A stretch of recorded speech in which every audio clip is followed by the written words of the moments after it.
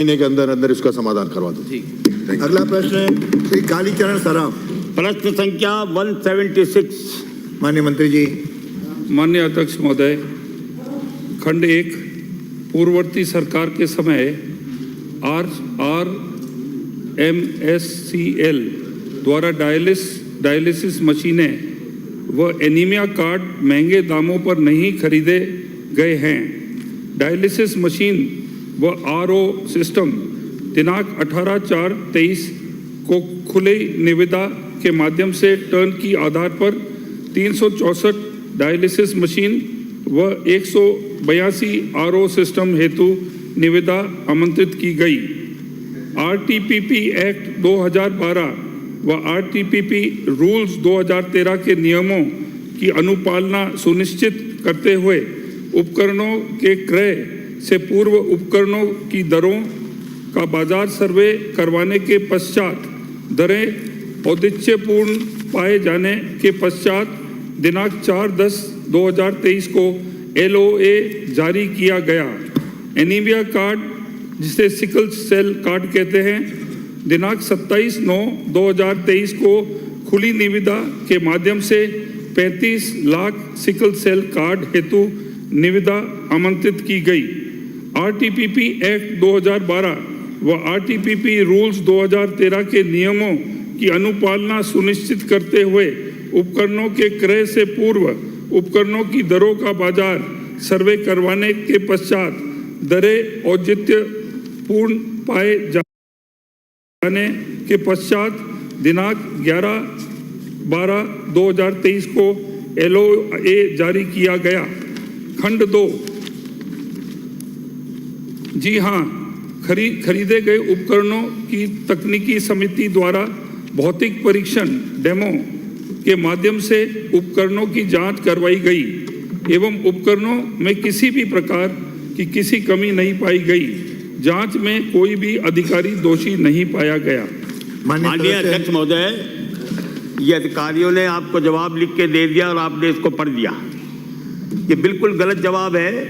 मैं आपको पूछना चाहता हूँ, क्या ये सही है कि पड़ोसी राज्यों कर्नाटक में 13,41,776 में, गुजरात में 15,32,000 में, केरल में 12,56,800 में, महाराष्ट्र में 11,49,000 में, तो राजस्थान में ये 21,19,516 में डायलिसिस मशीनें खरीदी गई, जब दूसरी जगह 12 लाख में, 13 लाख में, और यहाँ आप 21 लाख में खरीद रहे हो।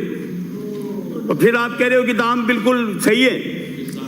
इसी प्रकार से टेंडर में 3 फर्म, एक ही व्यक्ति की, उसमें से एक को टेंडर दिया, तीनों का आपस में लेन देन, उनके स्पष्टीकरण को आपने सही मान लिया। इतना ही नहीं, टेंडर शर्तों में शिथिलता देने का प्रेजेंटेशन टेंडर भरने के एक दिन पहले जिस फर्म ने दिया, उसी फर्म को आपने वर्क ऑर्डर दे दिया। और मैं ये भी पूछना चाहता हूं कि क्या ये सही है कि डायलिसिस मशीनों को तो कॉन्ट्रैक्ट पर लेने का निर्णय उस समय पूर्ववर्ती सरकार ने किया था? यदि हाँ, तो टेंडर किसके आदेश पे किया गया? अब बोलो सीएम। और CHC पर तो डायलिसिस करने वाले डॉक्टर ही नहीं है, तो आप ये डायलिसिस मशीनें वहां पर किसके आदेश से आपने भेजी? प्रश्न पूछो। तो मैं ये पूछना चाहता हूँ, फिर मैं दोबारा पूछूंगा। चलिए बताइए। माननीय अध्यक्ष महोदय, ये जो 364 डायलिसिस मशीन, RO प्लांट, उसके साथ में एयर कंडीशनर्स, पलंग जो भी हैं, इसकी प्रक्रिया जो है 8/2/2022 को शुरू की गई।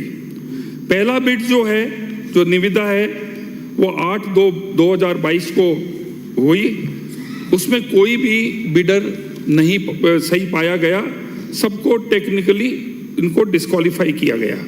इसमें एक कंडीशन रखी थी कि मैन्युफैक्चरर और जो इंपोर्टर है उसी का माल लिया जाएगा। ये फर्स्ट बिड थी। जो द्वितीय बिड थी वो 23/8/2022 को हुई। उसमें डायलिसिस मशीन, RO, AC और ICU बेड, इसको एक साथ क्लब कर लिया था। इसके अंदर कोई भी बिडर नहीं आया। तीसरी बिड जो हुई 21/10/2022 को वो टर्न की हुई। उसके अंदर क्योंकि पहले बिड में कोई नहीं आया था, manufacturer, direct importer, authorised dealer और डिस्ट्रीब्यूटर इन सबको बुला लिया और इसके अंदर भी मशीन, आरओ, एसी और आईसीयू बेड को लगाया। तीनों की तीनों बिड्स वो कैंसिल हो गई। चौथी बिड जो है, अगली बिड, वो 18 अप्रैल 2023 को हुई। सेम कंडीशंस थी जो बिड नंबर 3 में थी, पर उसमें पलंग और एसी हटा दिए गए, खाली डायलिसिस मशीन और आरओ इसके अंदर रहा। 2 फर्म्स ने पार्टिसिपेट किया, अपरामेया इंजीनियरिंग लिमिटेड और रीवा फार्मास्यूटिकल्स ने। अपरामेया को ये डील दी गई और रीवा के पेपर्स इनकम्प्लीट होने के कारण और इनकी पास्ट परफॉर्मेंस सही नहीं होने के कारण इनको डिस्क्वालीफाई किया गया। ये जो फर्म है रीवा, ये अपील में गई एनएचएम, इसकी अपील रिजेक्ट हुई। फिर ये दोबारा जो है सेकंड अपील में गई 11/12/2023 को, वो एसीएस मेडिकल हेल्थ में। ये अपील 4/1/2024 को रिजेक्ट की गई।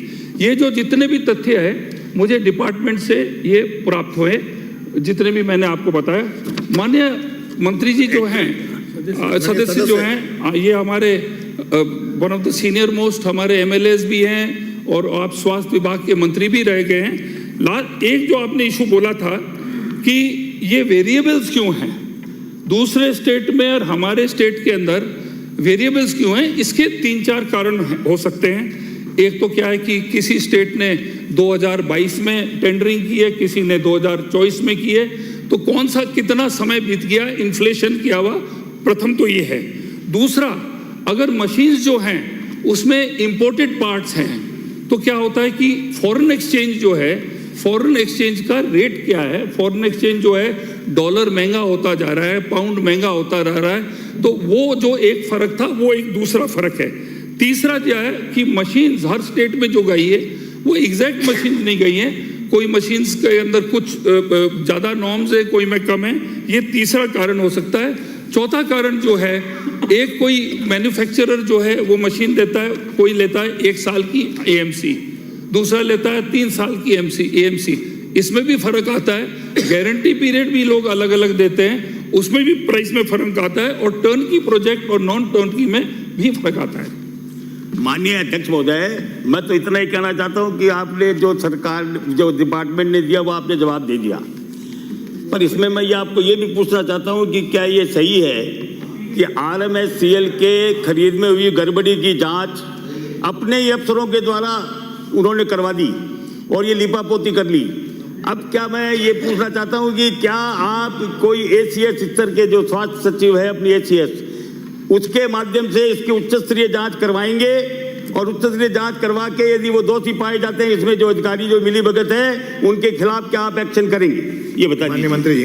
माननीय सदस्य, माननीय अध्यक्ष जी, हम माननीय सदस्य की जो इतने समय MLA रहे हैं, मंत्री रहे हैं, हम रिस्पेक्ट करते हैं और ये जो जितने भी तथ्य हैं इसके अंदर जो है सिंगल बिड क्यों बार बार आई और क्यों रिजेक्ट होती गई, कितनी बिड्स हुई इसके अंदर जो है हम ऑडिट करेंगे और जांच करेंगे और जितने भी तथ्य हैं हम सामने लाएंगे। अरे हो गया ना, अरे कह दिया।